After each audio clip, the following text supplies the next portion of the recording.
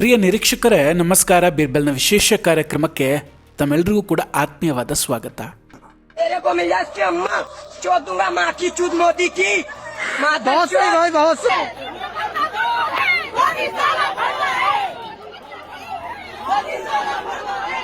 नरेंद्र मोदी मादर चोद है और मादर चोद कहना कोई. ವೀಕ್ಷಕರ, ಎಲ್ಲಿ ಹೋಯ್ತು ನರೇಂದ್ರ ಮೋದಿ ಅವರ ಆ ಪೌರುಷ? ಉಗ್ರರ ಬೆದರಿಕೆಯ ನಡುವೆಯೂ ಜಮ್ಮು ಕಾಶ್ಮೀರದ ಲಾಲ್ ಚೌಕ್ನಲ್ಲಿ ತ್ರಿವರ್ಣ ಧ್ವಜ ಹಾರಿಸಿದ್ರಲ್ಲ, ಆ ನಿಮ್ಮ ಪೌರುಷ ಈಗೆಲ್ಲಿ ಹೋಯ್ತು?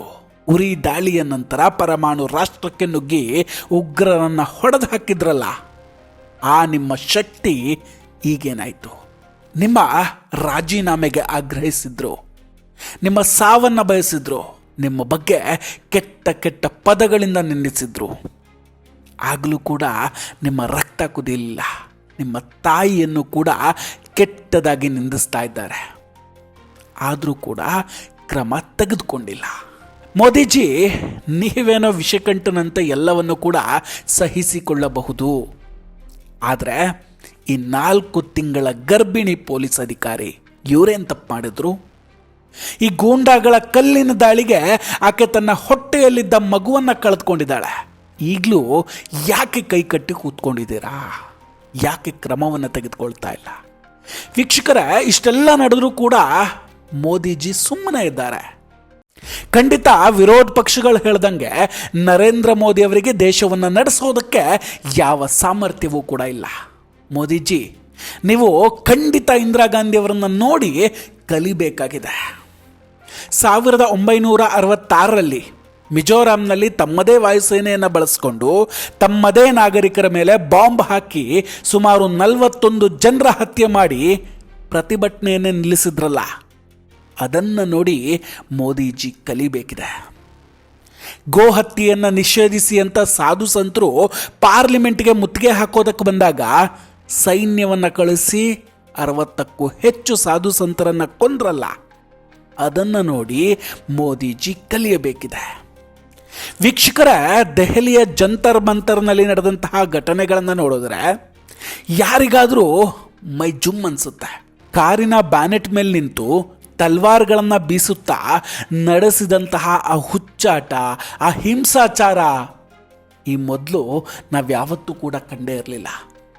ಇಲ್ಲಿ ಒಂದು ದೊಡ್ಡ ಪ್ರಶ್ನೆ ಏನಂದ್ರೆ ವೀಕ್ಷಕರೇ, ದೆಹಲಿಯಾದ್ಯಂತ ಸೆಕ್ಷನ್ 144 ಅಥವಾ BNS 163 ಜಾರಿಯಲ್ಲಿದ್ದರೂ ಕೂಡ ಇಷ್ಟೊಂದು ಬೃಹತ್ ಮಟ್ಟದಲ್ಲಿ ಜನ ಸೇರಿದ್ದಾದರೂ ಹೇಗೆ? ಇವರು ಸಂವಹನ ನಡೆಸಿದ್ದಾದರೂ ಹೇಗೆ? DTS ತಂತ್ರಜ್ಞಾನದ ಬಳಕೆ, ವಿದೇಶಿ ಪ್ರಜೆಗಳ ಹಸ್ತಕ್ಷೇಪ, ಬ್ಲಿಂಕಿಟ್ ಮೂಲಕ ಬರ್ತಾ ಇರುವಂತಹ ನಿಗೂಢವಾದ ಆರ್ಡರ್ಗಳು, ಅಷ್ಟೇ ಅಲ್ಲ ಭಾರತೀಯ ಸೇನೆಯ ಹೆಸರಲ್ಲಿ ನಡೀತಾ ಇರುವಂತಹ ದಾರಿ ತಪ್ಪಿಸುವ ತಂತ್ರಗಳು. ಇದೆಲ್ಲದರ ಬಗ್ಗೆ ವೀಕ್ಷಕರ ಈ ವಿಡಿಯೋದಲ್ಲಿ ಡೀಟೇಲ್ ಆಗಿ ಮಾತಾಡ್ತೀನಿ. ವಿಡಿಯೋವನ್ನು ಕೊನೆವರೆಗೂ ಮಿಸ್ ಮಾಡದೆ ನೋಡಿ. ಇನ್ನೂ ಕೂಡ ನಮ್ಮ ಬೀರ್ಬಲ್ ಚಾನಲನ್ನು ಸಬ್ಸ್ಕ್ರೈಬ್ ಮಾಡಿಲ್ಲ ಅಂದರೆ ಈ ಕೂಡಲೇ ಸಬ್ಸ್ಕ್ರೈಬ್ ಮಾಡಿ ಹಾಗೂ ಬೆಲ್ ಐಕಾನನ್ನು ಕ್ಲಿಕ್ ಮಾಡಿ. ವೀಕ್ಷಕರ, ಅಷ್ಟಕ್ಕೂ ಈ ಕಾಕ್ರೋಚ್ಗಳು ಸಾಧಾರಣ ಕಾಕ್ರೋಚ್ ಅಲ್ಲ. ಇವರು ಬಳಸ್ತಾ ಇದ್ದಿದ್ದು DTS ಅಂದರೆ ಡಿಸೆಂಟ್ರಲೈಸ್ಡ್ ಟೆಕ್ಸ್ಟಿಂಗ್ ಸಿಸ್ಟಮ್. ಇದಕ್ಕೆ ಇಂಟರ್ನೆಟ್ ಅಗತ್ಯ ಇಲ್ಲ. ಬ್ರಿಯರ್ನಂತಹ ಅಪ್ಲಿಕೇಶನ್ಗಳನ್ನು ಬಳಸಿ ಕೇವಲ ಬ್ಲೂಟೂತ್ ಮೂಲಕ ಒಂದು ಫೋನ್ನಿಂದ ಮತ್ತೊಂದು ಫೋನ್ಗೆ ಮೆಸೇಜನ್ನು ಕಳಿಸಬಹುದು. ಒಂದು ಫೋನು ಸುಮಾರು 50 ಫೋನ್ಗಳ ಜೊತೆ ಕನೆಕ್ಟ್ ಆಗಿ ಮಾಹಿತಿಯನ್ನು ರವಾನಿಸುತ್ತೆ. ಅಷ್ಟೇ ಅಲ್ಲ, ಇವರು ತಮ್ಮ ನಗರಗಳ ಆಫ್ಲೈನ್ ನಕ್ಷೆಗಳನ್ನು ಅಂದರೆ ಮ್ಯಾಪ್ಗಳನ್ನು ಮೊದಲೇ ಡೌನ್ಲೋಡ್ ಮಾಡ್ಕೊಂಡಿರ್ತಾರೆ. ಗೂಗಲ್ ಮ್ಯಾಪ್ ಕೆಲಸ ಮಾಡದಿದ್ರೂ ಇವರಿಗೆ ಎಲ್ಲಿಗೆ ಹೋಗಬೇಕು ಅನ್ನೋದು ಚೆನ್ನಾಗಿ ಗೊತ್ತಿತ್ತು. ಆಫ್ಲೈನ್ LLMS ಅಂದರೆ ಚಾಟ್ GPT ಅಂತಹ ಮಾದರಿಗಳನ್ನು ಅಂದರೆ ಸರ್ಚ್ ಇಂಜಿನ್ಗಳನ್ನಾಗಿ ಬಳಸ್ಕೊಳ್ತಾ ಇದ್ರು.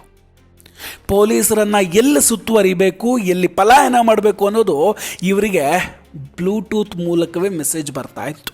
ನೆನಪಿರಲಿ ವೀಕ್ಷಕರೇ, ಈ ಯುದ್ಧ ತಂತ್ರವನ್ನು ಅರಬ್ ಸ್ಪ್ರಿಂಗ್ ಅಥವಾ ಉಕ್ರೇನ್ನ ಮೈದಾನ್ ಕ್ರಾಂತಿಯಲ್ಲಿ ಬಳಸಲಾಗ್ತಾ ಇತ್ತು. ವೀಕ್ಷಕರೇ, ಕಳೆದ ವಿಡಿಯೋದಲ್ಲಿ ಕೂಡ ನಾನು ಮಾತಾಡಿದ್ದೆ. ಇತ್ತೀಚೆಗೆ ಸೋಷಿಯಲ್ ಮೀಡಿಯಾದಲ್ಲಿ ತುಂಬ ಭಾವನಾತ್ಮಕ ಜೀವಿಗಳು ಹುಟ್ಕೊಂಡ್ಬಿಟ್ಟಿದ್ದಾವೆ. ಮಾತೆತ್ತಿದ್ರೆ ನಮ್ಮನ್ನೆಲ್ಲ ಅಂಧಭಕ್ತರು ಅಂತಾರೆ. ಮಳೆಗಾಲದಲ್ಲಿ ಹುಟ್ಟೋ ಕಪ್ಪೆಗಳಂಗೆ ಇವರೆಲ್ಲ. ಪೊಲೀಸರ ಲಾಠಿ ಚಾರ್ಜ್ ದೃಶ್ಯಗಳನ್ನು ಪೋಸ್ಟ್ ಮಾಡಿ ಪೊಲೀಸರಿಗೆ, ಸರ್ಕಾರಕ್ಕೆ ಬೈತಾ ಇದ್ದಾರೆ. ಅಂತಹ ಸೋಕಾಲ್ಡ್ ಭಾವನಾತ್ಮಕ ಜೀವಿಗಳೇ ಇಲ್ಲೂ ಸ್ವಲ್ಪ ನೋಡಿ.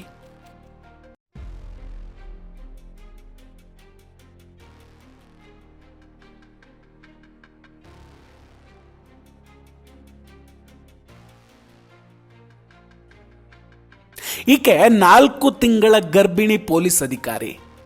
ನಿಮ್ಮ ಅಮಾಯಕ ವಿದ್ಯಾರ್ಥಿಗಳ ಕಲ್ಲಿನ ದಾಳಿಗೆ ಹಲ್ಲೆಗೊಳಗಾಗಿ ಮಗುವನ್ನೇ ಕಳೆದುಕೊಂಡಿದ್ದಾರೆ. ಎಂತಹ ಪಾಪಿಗಳು ಅಂದರೆ ಅವರನ್ನು ಸುತ್ತುವರೆದು ಅವರ ಮೇಲೆ ಹಲ್ಲೆ ಮಾಡಲಾಗುತ್ತೆ. ಪರಿಣಾಮ ಆಸ್ಪತ್ರೆಯಲ್ಲಿ ಗರ್ಭಪಾತ ಆಗಿ ಮಗುವಿನ ಜೀವವೇ ಹೋಗಿದೆ. ಇದು ಹತ್ಯೆ. ನಿಮ್ಮ ಅಮಾಯಕರು ಮಾಡಿದಂತಹ ಹತ್ಯೆ ಅಲ್ವೇ? ಪೊಲೀಸರ ಮೇಲೆ ವ್ಯವಸ್ಥಿತವಾಗಿ ಕಲ್ಲು ತೂರಾಟವನ್ನು ನಡೆಸಲಾಗಿದೆ.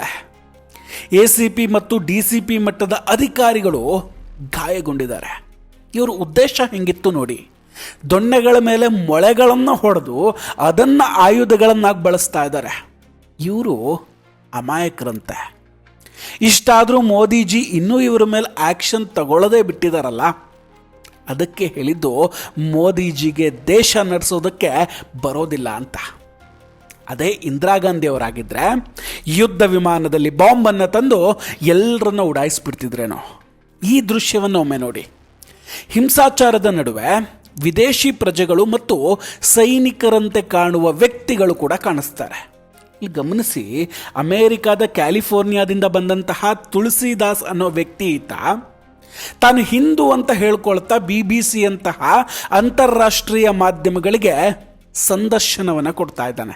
ಪೊಲೀಸರು ವಿದ್ಯಾರ್ಥಿಗಳನ್ನು ಕೊಲ್ತಿದ್ದಾರೆ ಅನ್ನೋ ಸುಳ್ಳು ಸುದ್ದಿಯನ್ನು ಇಡೀ ಜಗತ್ತಿಗೆ ಹರಡ್ತಾ ಇದ್ದಾನೆ. ಭಾರತದ ಆಂತರಿಕ ವಿಷಯಗಳಲ್ಲಿ ಈ ವಿದೇಶಿ ಪ್ರಜೆಗೆ, ಈ ಪರದೇಶಿಗೆ ಏನು ಕೆಲಸ ಅಂತ. ಇನ್ನೂ ಗಂಭೀರವಾದ ವಿಷಯ ಏನಂದರೆ, ಸೇನೆಯ ಸಮವಸ್ತ್ರವನ್ನು ಧರಿಸಿದಂತಹ ಕೆಲವು ವ್ಯಕ್ತಿಗಳು ತಾವು ಅಗ್ನಿವೀರರು ಅಂತ ಹೇಳ್ತಾ ದೆಹಲಿ ಪೊಲೀಸರಿಗೆ ಎಚ್ಚರಿಕೆಯನ್ನು ಕೊಡ್ತಾ ಇದ್ದಾರೆ. ಆದರೆ ಆತನಿಗೆ ಗೊತ್ತಿಲ್ಲ ಆತ ಹಾಕ್ಕೊಂಡಿರೋದು ಹಳೆಯ BSF ಜಾಕೆಟ್ಗಳು ಅಂತ. ಅದೀಗ ಬಳಕೆಯಲ್ಲಿಲ್ಲದ ಸೇನಾ ಸಮವಸ್ತ್ರಗಳು. 1930 ಜರ್ಮನಿಯ ನಾಸಿ ಪಾರ್ಟಿಯವರು ಬಳಸ್ತಾ ಇದ್ದಂತಹ 5th ಕಾಲಮ್ ತಂತ್ರವನ್ನೇ ಇಲ್ಲಿ ಬಳಸಲಾಗ್ತಾ ಇದೆ ವೀಕ್ಷಕರೇ. ಈಗ ಸೇನೆಯ ಈ ಬಗ್ಗೆ ಎಚ್ಚರಿಕೆಯನ್ನು ಕೂಡ ಕೊಟ್ಟಿದೆ. ಇವರು ಯಾರು ನಮ್ಮ ಸೇನೆಯವರಲ್ಲ ಅಂತ. ಅಷ್ಟೇ ಅಲ್ಲ ವೀಕ್ಷಕರೇ, ಜರ್ಮನಿ, ಕತಾರ್ ಮತ್ತು ಬಾಂಗ್ಲಾದಂತಹ ದೇಶಗಳಿಂದ ಬ್ಲಿಂಕಿಟ್ ಮತ್ತು ಝೊಮ್ಯಾಟೊ ಮೂಲಕ ಹಣ ಪಾವತಿ ಆಗುತ್ತೆ. ಇವರಿಗೆ ಫುಡ್ಡು, ಬೇಕಾದ ಆಹಾರ, ಬೆಡ್ಶೀಟ್ಗಳು ಆರ್ಡರಲ್ಲಿ ಬರುತ್ತೆ. ಇದರ ಹಿಂದೆ ಎಷ್ಟು ದೊಡ್ಡ ಶಕ್ತಿ ಇರಬಹುದು ಅಂತ ಲೆಕ್ಕ ಹಾಕಿ. ಈಗ ಎಲ್ಲರ ಪ್ರಶ್ನೆ ಒಂದೇ: ಪ್ರಧಾನಿ ಮೋದಿ ಮತ್ತು ಸರ್ಕಾರ ಯಾವ ಕ್ರಮಗಳನ್ನು ಕೈಗೊಂಡಿದೆ ಮತ್ತು ಕೈಗೊಳ್ಳಲಿದೆ ಅನ್ನೋದು. ಪ್ರಧಾನಿ ನರೇಂದ್ರ ಮೋದಿ ಅವರು ಸ್ಪಷ್ಟವಾಗಿ ಟ್ವೀಟ್ ಮೂಲಕ ಈಗಾಗಲೇ ಹೇಳಿದ್ದಾರೆ, ವಿದ್ಯಾರ್ಥಿಗಳ ಹಿತರಕ್ಷಣೆಯೇ ನಮ್ಮ ಮುಖ್ಯ ಆದ್ಯತೆ ಅಂತ.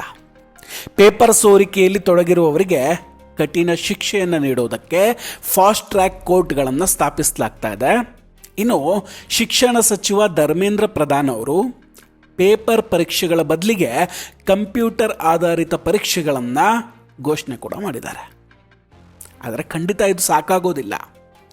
ಸರ್ಕಾರ AI ಆಧಾರಿತ ಫೇಶಿಯಲ್ ರೆಕಗ್ನೈಸೇಷನ್ ಅನ್ನು ಬಳಸಿ ಹಿಂಸಾಚಾರದಲ್ಲಿ ತೊಡಗಿರುವ ಪ್ರತಿಯೊಬ್ಬನನ್ನು ಗುರುತಿಸಿ ಜೈಲಿಗೆ ಹಾಕಬೇಕಾಗಿದೆ. ದೇಶದ ಭವಿಷ್ಯದ ಜೊತೆ ಆಟ ಆಡುವ ಗೂಂಡಾಗಳನ್ನು ಮಟ್ಟ ಹಾಕಲೇಬೇಕು ವೀಕ್ಷಕರೇ. ಸದ್ಯ 30 ಸೇನಾ ಕಂಪನಿಗಳು ಈಗ ದೆಹಲಿಗೆ ಆಗಮಿಸಿದೆ ಅನ್ನೋ ಮಾಹಿತಿಗಳು ಕೂಡ ಬರ್ತಾ ಇದೆ. ಇವರನ್ನು ಸದ್ಯದಲ್ಲೇ ಕಂಟ್ರೋಲ್ ಮಾಡಲಾಗುತ್ತೆ, ಬೇಕಾದ ವ್ಯವಸ್ಥೆಯನ್ನು ಕೂಡ ಮಾಡಲಾಗುತ್ತೆ. ಒಟ್ಟಿನಲ್ಲಿ ಮಕ್ಕಳ ಭವಿಷ್ಯ ಜ್ಞಾನದ ಹಾದಿಯಲ್ಲಿರಬೇಕು ಹೊರತು ಇಂತಹ ಅರಾಜಕತೆಯ ಹಾದಿಯಲ್ಲ. ದೆಹಲಿಯ ಈ ಪರಿಸ್ಥಿತಿ ನಮಗೆ ದೊಡ್ಡ ಎಚ್ಚರಿಕೆಯ ಗಂಟೆ ಆಗಿದೆ. ದಯವಿಟ್ಟು ಜಾಗರೂಕರಾಗಿರಿ ಮತ್ತು ಇಂತಹ ಸುಳ್ಳು ಸುದ್ದಿಗಳ ಬಗ್ಗೆ ಎಚ್ಚರ ಇರಲಿ. ವೀಕ್ಷಕರ, ಇದೆಲ್ಲದರ ಬಗ್ಗೆ ನಿಮ್ಮ ಅಭಿಪ್ರಾಯ ಏನು? ದಯವಿಟ್ಟು ಕಮೆಂಟ್ ಮಾಡಿ ತಿಳಿಸಿ. ನಾವು ಕೊಟ್ಟಂತಹ ಮಾಹಿತಿಗಳು ನಿಮಗಿಷ್ಟ ಆಗಿದ್ದರೆ ವಿಡಿಯೋವನ್ನು ಲೈಕ್ ಮಾಡಿ ಹಾಗೂ ಶೇರ್ ಮಾಡಿ. ಇನ್ನೂ ಕೂಡ ನಮ್ಮ ಬೀರ್ಬಲ್ ಚಾನಲನ್ನು ಸಬ್ಸ್ಕ್ರೈಬ್ ಮಾಡಿಲ್ಲ ಅಂದರೆ ಈ ಕೂಡಲೇ ಸಬ್ಸ್ಕ್ರೈಬ್ ಮಾಡಿ ಹಾಗೂ ಬೆಲ್ ಐಕಾನನ್ನು ಕ್ಲಿಕ್ ಮಾಡಿ. ನಮಸ್ಕಾರ, ಟೇಕ್ ಕೇರ್ ಆ್ಯಂಡ್ ಬಾಯ್. ಮತ್ತೆ ಭೇಟಿಯಾಗೋಣ. ಜೈ ಹಿಂದ್.